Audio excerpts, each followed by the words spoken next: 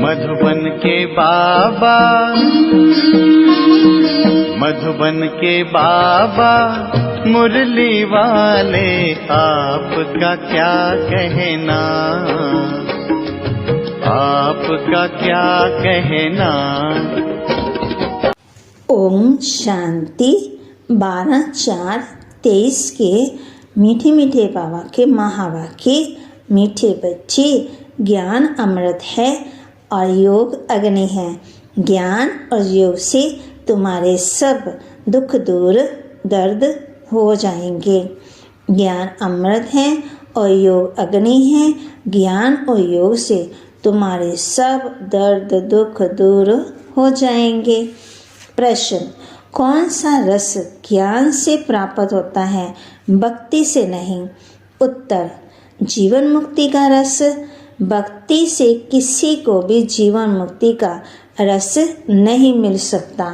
बाप जब आते हैं तो बच्चों को जो डायरेक्शन देते हैं वही ज्ञान है। उसी पर चलने से स्वर्ग की राजाई मिल जाती है, माना सुख मिल जाता है।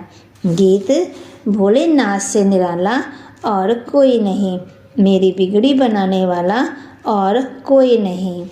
ओम शांति।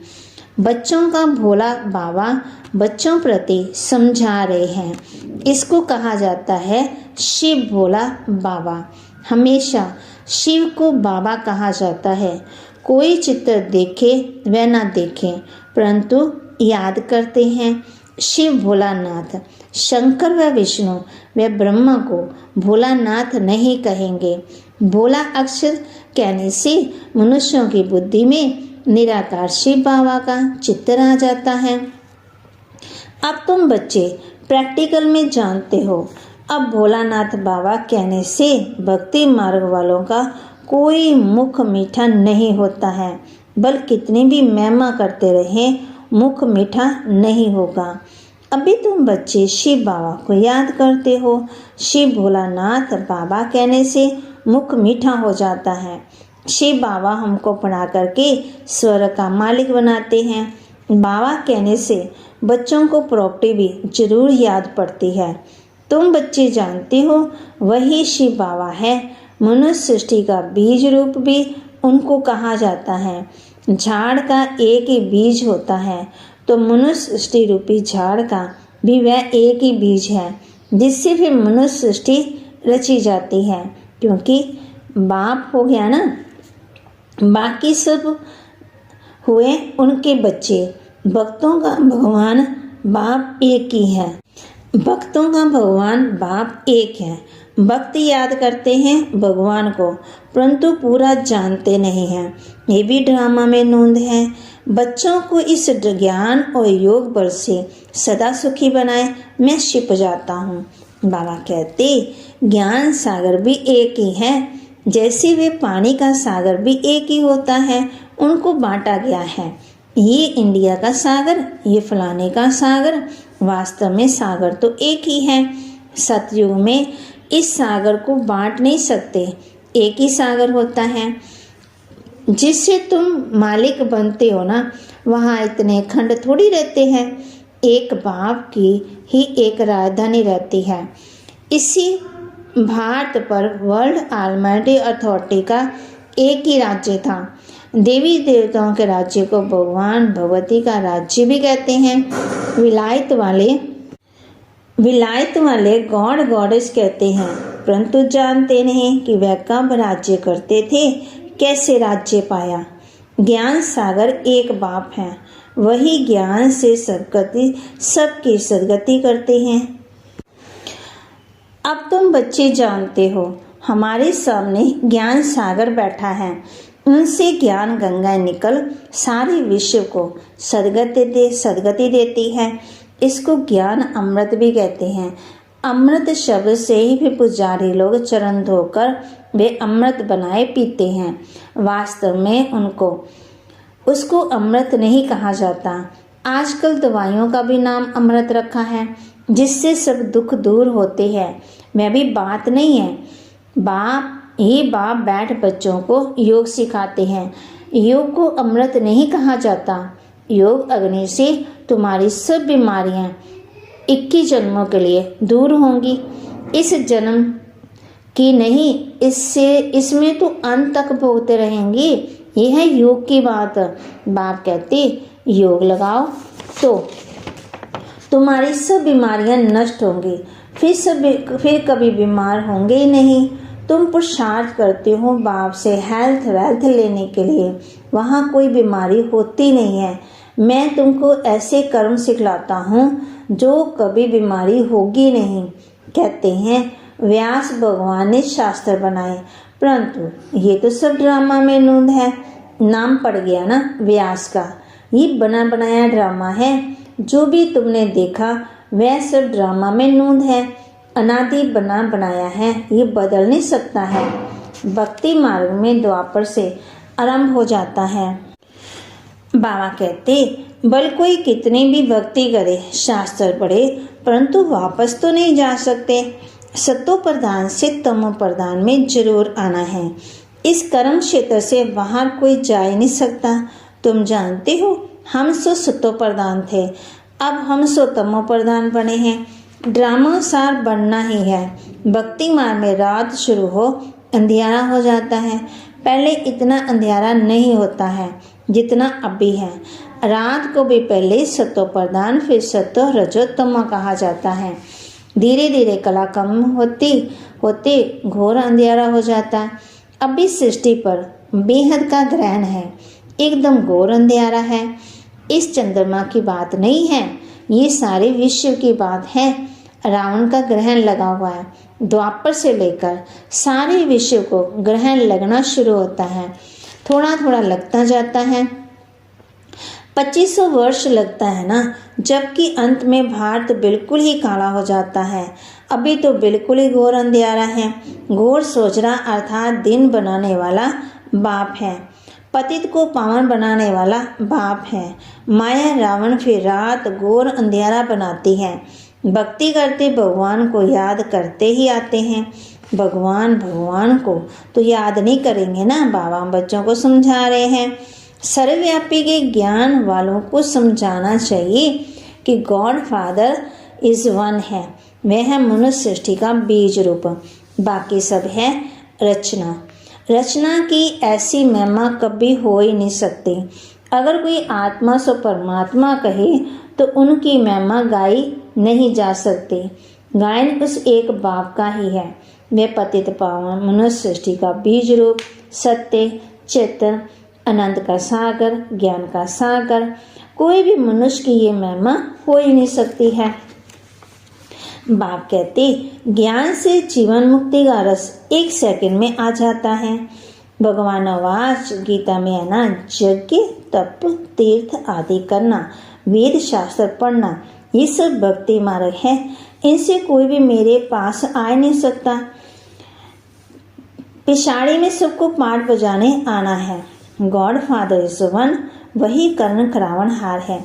इसलिए ब्रह्मा से सतयुग आदि सनातन देवी देवता धर्म की स्थापना कराते हैं। मनुष्य को कर्म करावन हार नहीं कहेंगे।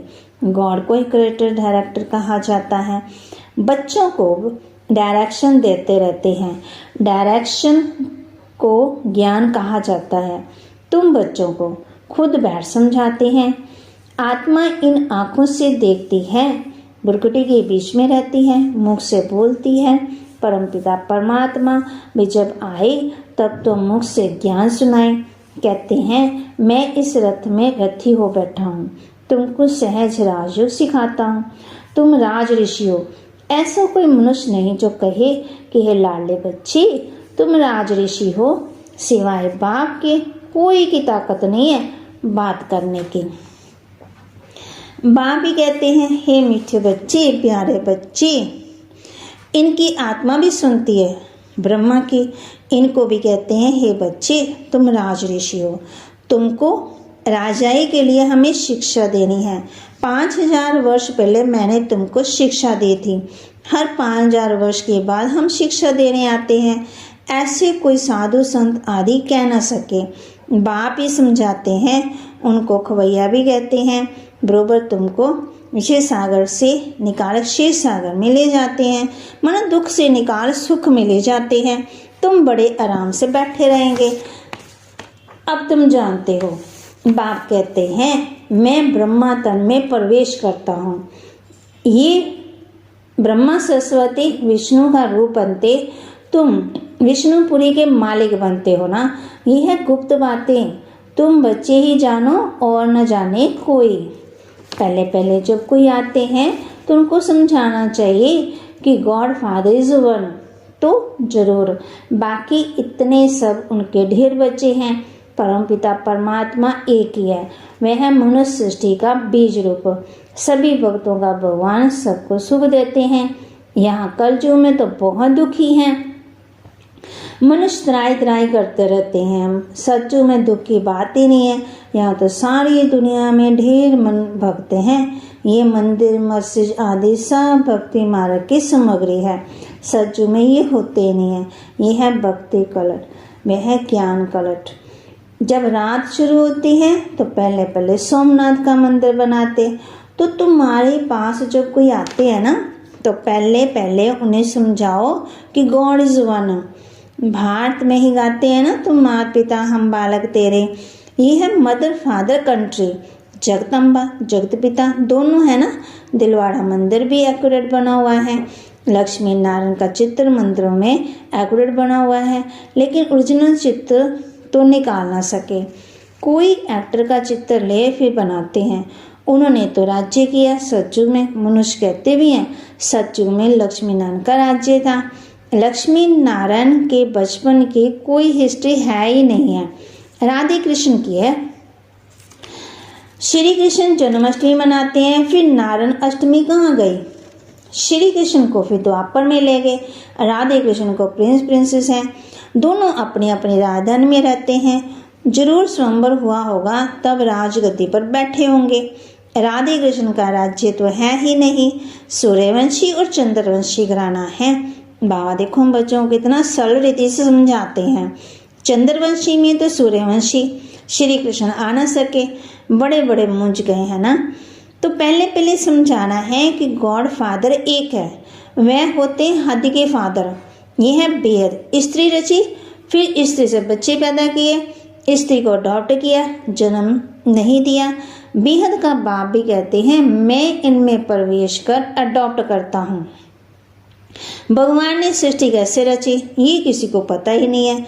ऐसे नहीं कि परले हो जाती है फिर सागर के पत्ते पर आते हैं। अगर ऐसा है तो अकेला श्री कृष्ण कैसे सृष्टि रचेगा? फिर तो चाहिए दो, फीमेल भी चाहिए, परंतु ऐसी कोई बात ही नहीं है। बाप कहते हैं मैं अडॉप्ट करता हूँ। तुम सब कहते हो बाबा हम आपकी मुखवंशावली हैं, मैं इस मुख का आधार लेता हूँ, कहता हूँ हे बच्चे। तुम भी कहते हो हे शिव बाबा हम आपके बच्चे थे फिर बने हैं। बाप कहते हैं तुम बच्चों के लिए मैंने वैकुंठ की सौगात लाई है। तुम यहाँ बैठे हो स्वर्ग का मालिक बनने के लिए। ये राजयोग है, राजाई स्थापन हो रही है। तो बाबा कहते मैं क्रिश्चियन राजाई स्थापन करता हूँ या सिख राजाई स्थापन करता हूँ? नहीं, तुम नई दुनिया में राजाई लेने के लिए शिक्षा पा रहे हो। ये वंडर है। गॉड फादर है स्वर्ग का रचयिता। तो जरूर उनसे हमको स्वर्ग की राजाई पाने का हक है। सतयुग में राजाई थी। मनुष्य सृष्टि कैसे क्रिएट करते हैं अभी तुम जानते हो। भगवान नवाज ये है हमारे मुख वंशावली, बाकी सभी है रावण की कुख वंशावली। मैं ब्राह्मण कुख वंशावली, तुम ब्रह्मा मुख वंशावली हो। तुम समझा सकते हो कि ब्रह्मा के औलाद जरूर ब्राह्मण ठहरे ना। ब्रह्मा है प्रजापिता ब्रह्मा, तो उनकी संतान भी ब्राह्मण ठहरे। ब्राह्मण के बच्चे ब्राह्मण होते हैं। तुम तो ब्रह्मा की सच्ची औलाद। ब्राह्मण है सबसे ऊंच। ब्राह्मणों की चोटी में रखा जाता है ना, ब्राह्मणों की चोटी रखी जाती है। जैसे ऊंच से भगवान शिव बाबा को त्रिमूर्ति से उड़ा दिया ना, वैसे ऊंच से ऊंच ब्राह्मणों की चोटी से उड़ा दिया, माना ऊंची स्थिति। विराट रूप में ब्राह्मणों को नहीं दिखाते, सिर्फ कहते हैं देवता क्षत्रिय वैश्य शूद्र। पहले पहले तुम ब्राह्मण हो तुम कितनी भारी सेवा करते हो, ऊंच से ऊंच भगवान, फिर उनसे पैदा किए हुए तुम बच्चे हो।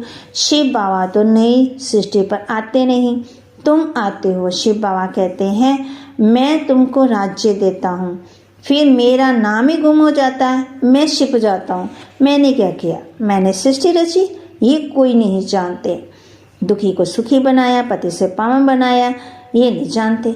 अब नया कोई आता है तो जास्ती माथा नहीं मारना है, पहले पहले परिचय देना है बाप का। वह है स्वर का रचयिता, देवता स्वर के मालिक थे, फिर 84 जन्म लेते लेते अब ये शूद्र वर्ण में है, फिर उनको ब्राह्मण बनाते। वर्ण भी है ना, विराट रूप का चित्र भी है। ब्राह्मणों की चोटी के आगे शिव भी जरूर देना है। जैसे त्रिमूर्ति पर शिव दिखाते हैं, वैसे ब्राह्मणों के ऊपर भी शिव दिखाना है। समझाना है कि शिव आप ब्रह्मा द्वारा ब्राह्मण बनाते, वह फिर ब्राह्मण सो देवता सो क्षत्रिय सो वैश्य शूद्र बनते। पहले पहले तो कोई को भी अलग ही समझाना है। वह बाप इस ब्रह्मा द्वारा सृष्टि रचते हैं तो सब भाई बहन हो जाते हैं। शिव की संतान तो सब आत्मा है ही। फिर मनुष्य सृष्टि रची जाती है तो पहले पहले ब्रह्मा सरस्वती ब्राह्मण, फिर देवता क्षत्रिय बनते हैं। ऐसी ये मनुष्य सृष्टि का जाड़ वृद्धि को पाता है। उसी बाप को सब भूले हुए हैं। देखो बाप दादा कितना क्लियर कर समझाते हैं, बच्चों को भी सीखना है। अच्छा, मीठे मीठे सिकिल दे बच्चों प्रति माता पिता बाप दादा का याद प्यार और गुड मॉर्निंग। रूहानी बाप की रूहानी बच्चों को नमस्ते। रूहानी बच्चों की रूहानी बाप दादा को दिलवा जान सिकवा प्रेम से नमस्ते। ओम शांति। धारणा के लिए मुख्य सार, हम राज ऋषि हैं। स्वयं भगवान हमें राजयोग सिखाकर राजाई का वर्षा देते हैं। इस नशे में रहना है। योग अग्नि से भी कर्मों को भस्म कर सब बीमारियों से सदा के लिए मुक्त होना है। इस जन्म के कर्म भोग को याद में रह चुकतू करना है। इस जन्म के कर्म भोग को याद में रह चुकतू करना है। वरदान, पवित्रता की विशेष धारणा द्वारा अतीन्द्रिय सुख का अनुभव करने वाले ब्रह्मचारी भव। पवित्रता की विशेष धारणा द्वारा अतीन्द्रिय सुख का अनुभव करने वाले ब्रह्मचारी भव। ब्राह्मण जीवन की विशेष धारणा है पवित्रता। यही निरंतर अतीन्द्रिय सुख और स्वीट साइलेंस का विशेष आधार है।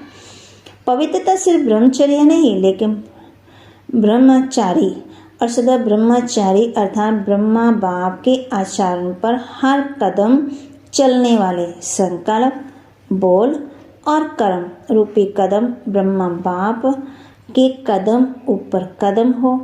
ऐसे जो ब्रह्मचारी है ना, ब्रह्मचारी है, उनका चेहरा और चलन सदा ही अंतर्मुखी और अतीन्द्रिय सुख की अनुभूति कराएगा। स्लोगन, सेवा में त्रिकालदर्शी का सेंस और रूहानियत का ई सेंस भरने वाले ही सर्विसेबल हैं। सेवा में त्रिकालदर्शी का सेंस और रूहानियत में इंसेंस भरने वाले ही सर्विसेबल है। माना खुशबूदार बनना है। ओम शांति। और अब यह एक बहुत अच्छी वीडियो भी जरूर देखें।